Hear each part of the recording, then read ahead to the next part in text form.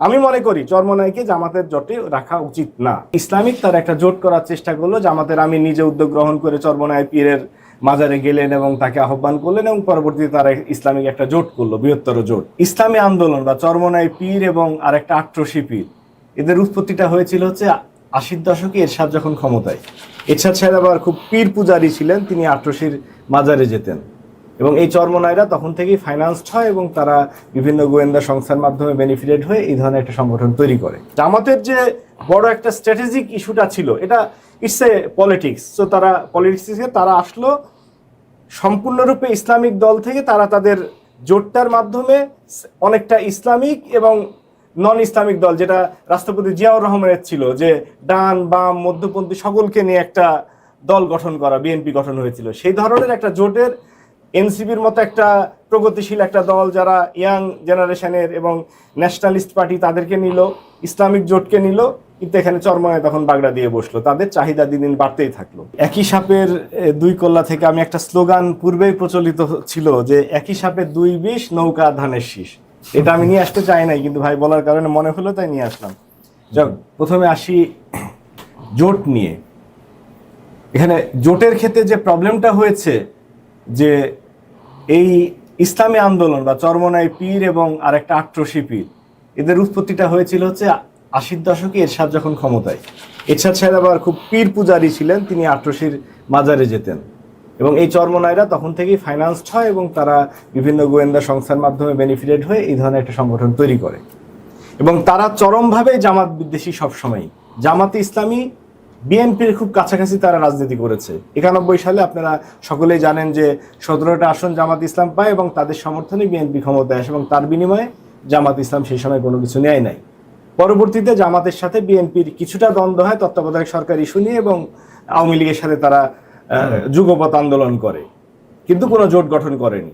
পরবর্তীতে 2001 থেকে মোটামুটি বিএনপির সাথে একটা মজবুত জোট ছিল, যেটা এই 2024 সাল পর্যন্ত ছিল।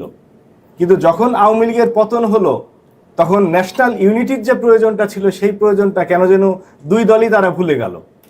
এখানে সমস্যা আমাদের ছিল, জনাব তারেক রহমান দেশের বাইরে ছিলেন, জামাতের 10-11 জন শীর্ষস্থানীয় নেতাকে ফাঁসি দেওয়ার কারণে তারাও একটা নেতৃত্ব শূন্যতার মধ্যে ভুগেছে। এই সকল কারণে 5 আগস্টের পরে আমরা যে ন্যাশনাল ইউনিটিটা আশা করেছিলাম, যে জামাতের একটা ভাই বিএনপির একটা ভাই একসাথে আন্দোলন করেছেন, তারাই আলাদা হয়ে গেল।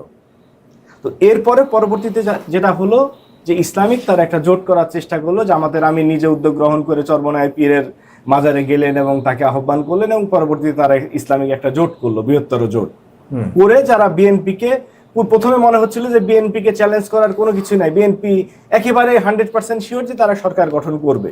কিন্তু এই যে ইসলামিক জোটটা হওয়ার পরে, তখন বিএনপির মাঝেও একটা সিরিয়াসনেস আসলো যে না, নির্বাচনে আমাদেরকে প্রতিযোগিতার সম্মুখীন হতে হবে, যেটা জনাব তারেক রহমান বারবার ইংল্যান্ড থেকে বলেছে যে আমাদের এই নির্বাচনী মানে মাঠ অতিক্রম করা খুব সহজ হবে না, এবং বিএনপি সেভাবে প্রিপারেশন নিচ্ছে। পরবর্তীতে সবচেয়ে সারপ্রাইজিং ছিল যে জামাত এবং এনসিপি, তাদের কথাবার্তা কিন্তু খুব কাছাকাছি ছিল। আমরা দেখেছি যে সংস্কারের ক্ষেত্রে বিএনপির অনেক অবজারভেশন থাকলেও জামাত এবং এনসিপি তারা খুব কাছাকাছি ছিল, যে মৌলিক সংস্কারগুলোর ব্যাপারে, সাংবিধানিক সংস্কার থেকে শুরু করে রাষ্ট্রপতি সরানো এবং অন্যান্য ইস্যুগুলোতে তারা কাছাকাছি ছিল। কিন্তু কোনো অবস্থাতেই এনসিপি এবং জামাত তারা জোট করতে রাজি হচ্ছিল না, বরঞ্চ এনসিপি চেষ্টা করছিল বিএনপির সাথে জোট করার। পরবর্তীতে যেহেতু বিএনপির কাছ থেকে তারা 3-4টার বেশি আসনের অঙ্গীকার পায় নাই, পরবর্তীতে তারা জামাতের দিকে আসলো এবং এখানেই গন্ডগোলের সূত্রপাতটা।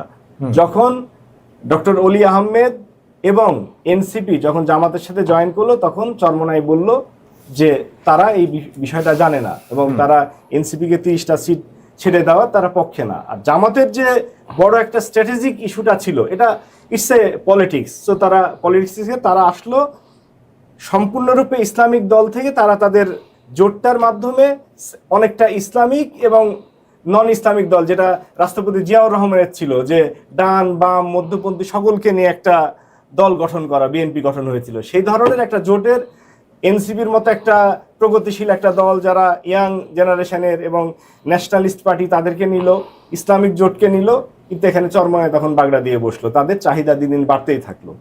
আমার ব্যক্তিগত অভিমত হচ্ছে, জামাতের মতো একটা ম্যাচিউর দল কিছু ইমম্যাচিউর ডিসিশন নিয়েছে।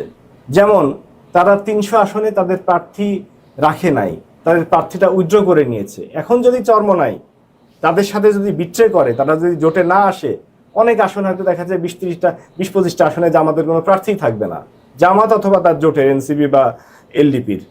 সেই ক্ষেত্রে হয়তো এগুলো ওয়াকওভার দিয়ে দিতে হবে।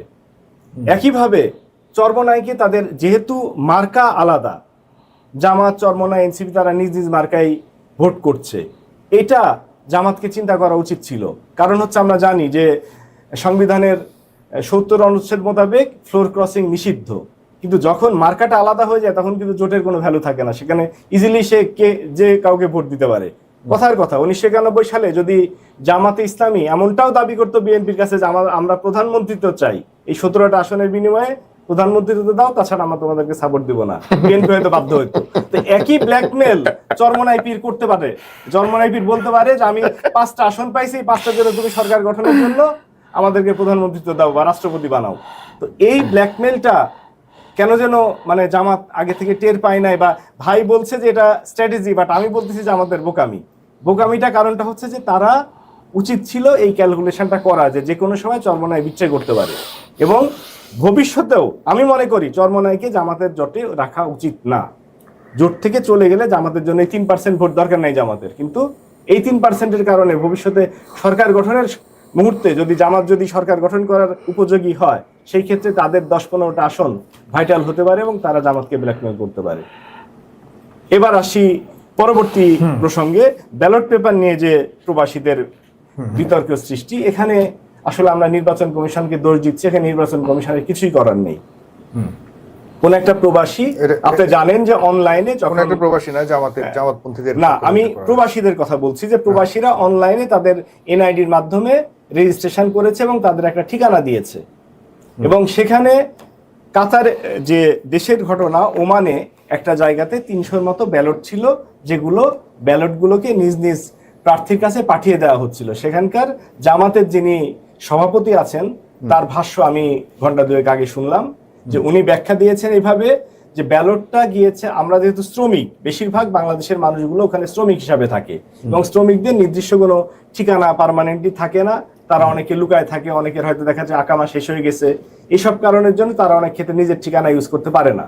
একটা পার্টিকুলার মিটিংস প্লেস বা কোনো একটা তাদের মধ্যে যে একটু ইনফ্লুয়েন্সিয়াল পজিশনে আছে, রেস্টুরেন্ট বা কোনো একটা ঠিকানা ব্যবহার করে হয়তো 100-200 শ্রমিক সেই ঠিকানা ব্যবহার করছে, সেই ঠিকানাতে সমস্ত ব্যালটগুলো আসছে।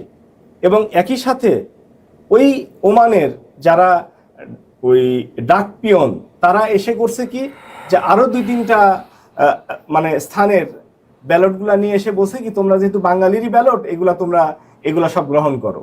এই কারণের জন্য একজন ভদ্রলোকের কাছে 200-300 ব্যালট হয়েছে এবং সবগুলো ব্যালট খাম না খোলা পর্যন্ত মোবাইল নাম্বারটা খুঁজে পাওয়া যায় না। সো মোবাইল নাম্বারগুলোতে ডাকতে গেলে খামটা খুলতে হয়েছে।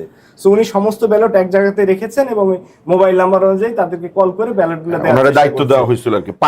পারতেছিলাম না আপনার মাঝখানে ইন্টারাপ্ট করা, ওনারা দায়িত্ব দেওয়া হয়েছে এটা খুলবে আর উনি একা ফোন দিবে। আপনি পরে কথা বলুন, জি বলেন। শেষ করতে পারতেছি না ভাই, আপনার সময় চুপ থাকুন। এরপরে সেই ব্যালটগুলো উনি ডিস্ট্রিবিউট করতেছিলেন, সেটাই এখন বলা হচ্ছে যে এখানে কেলেঙ্কারি। কিন্তু নির্বাচন কেউ যে ঠিকানা দিবে সেই ঠিকানাতে ব্যালট আসবে, এটাই খুব স্বাভাবিক। এবং এই জায়গাটাতে ব্যালট আসার পরে ওখানে কিভাবে ডিস্ট্রিবিউট হবে এটা তো নির্বাচন কমিশনের নীতিমালার মধ্যে নাই।